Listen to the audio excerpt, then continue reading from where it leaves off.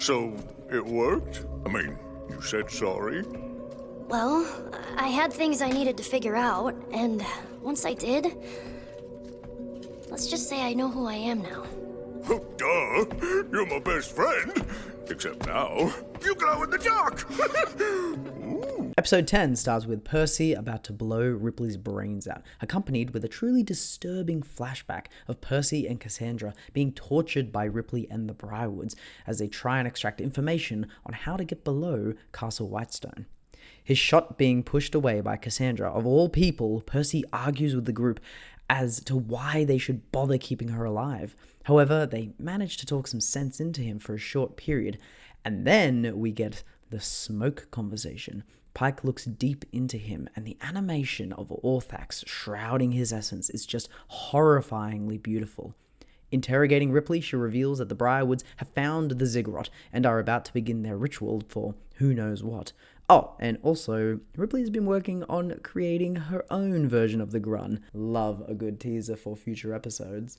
At the entrance to Castle Whitestone, Speaker Yenin leads the charge to the front gates with their radiant weapons in hand, and I absolutely love scenes like this. It really shows that there is a battle happening on two fronts, and that we have Vox Machina on the inside, and on the outside there is so much more going on, that the world doesn't stop for the characters, and that more things are going to be happening. Moving through the tunnels below Castle Whitestone, Percy triggers a trap, but Ripley quickly intercepts and saves him. During all this, we get some small character moments. Grog and Pike enjoying friends being together again. Vex and Vax joke about the thorns of love, with a little bit of unfortunate bitterness in there from Vex herself. And Ripley tries to get some information out of Percy about his weapon design. In the tomb of the Dorolo family, they are reminded that Lady Briarwood raised the dead in Whitestone. All the dead. Now they awkwardly kill the Dorolo family zombies. However, Grog definitely has a fun time doing it, and it's so nice seeing some more screen time for Grog, because realistically in this arc of the story, he doesn't really get to do too much. There's a lot of subterfuge, there's a lot of stealthing around, there's a lot of hiding and discussing of plans, and really not that much for a barbarian to do. So it's really great that we get a lot more time for Grog to enjoy some character moments with Pike, and then also enjoying a bit of battle. In a chamber far below, they discover the machine designed to refine the residuum, during which Percy's gun begins to glow and a new name appears on the barrel of his gun.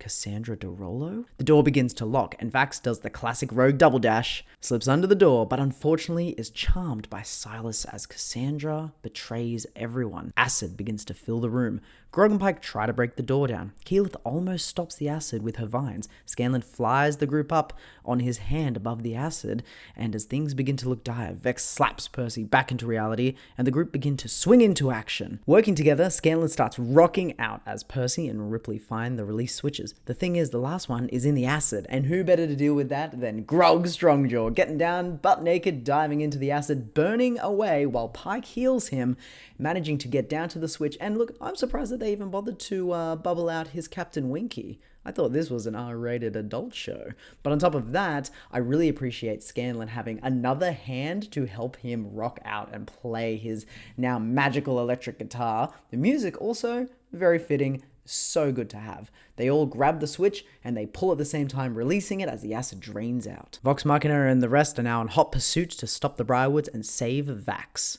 Episode 10 is a good connection episode. We needed to progress the story. Would I say it's the best episode? No. Would I say I give it 3.5 out of 5 trinkets?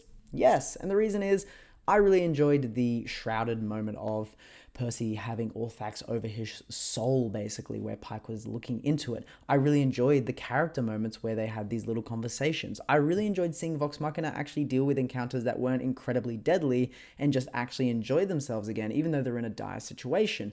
Overall, it's a good episode. I actually had a bit of a giggle when I was looking at Ripley, because when she was tied up, it really looked as if though she could just slide her handless arm out of the ropes.